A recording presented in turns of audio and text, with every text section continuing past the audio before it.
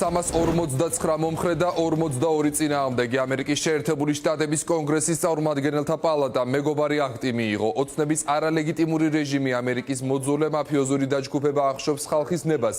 განაცხადა განხილვისას დოკუმენტის ავტორმა ჯო უილსონმა. მის მიერ შემუშავებული აქტი ითვალისწინებს სანქციებს ოცნების მაღალჩინოსნების წინააღმდეგ და მხარდაჭერას ქართველი ხალხის მიმართ. სხდომაზე ითქვა, რომ მეგობარი აქტი პასუხია საქართველოში გაუარესებულ დემოკრატიაზე. კენჭისყრამდე კომიტეტზე კანონმდებლებმა მეგობარი აქტი განიხილეს და მასთან დაკავშირებით საკუთარი მოსაზრებებიც წარადგინეს.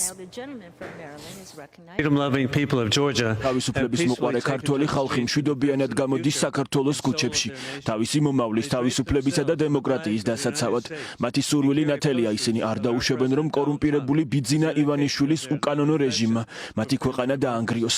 საქართველო ყოველთვის დიდად აფასებდა თავისი მძიმე ბრძოლით მოპოვებულ თავისუფლებას და სამწუხაროდ ქართველი ხალხის ნებას არალეგიტიმური ქართული ოცნების რეჟიმი და ამერიკის მოძულე მაფიოზების ჯგუფი ძირს უთხრის, რომელიც ცდილობს ქვეყანა ამერიკის მოწინააღმდეგეებს, მათ შორის ჩინეთის კომუნისტურ პარტიას მიყიდოს. კერძოდ გადასცეს სპორტი, რომელიც ქართველი ხალხის უნდა იყოს.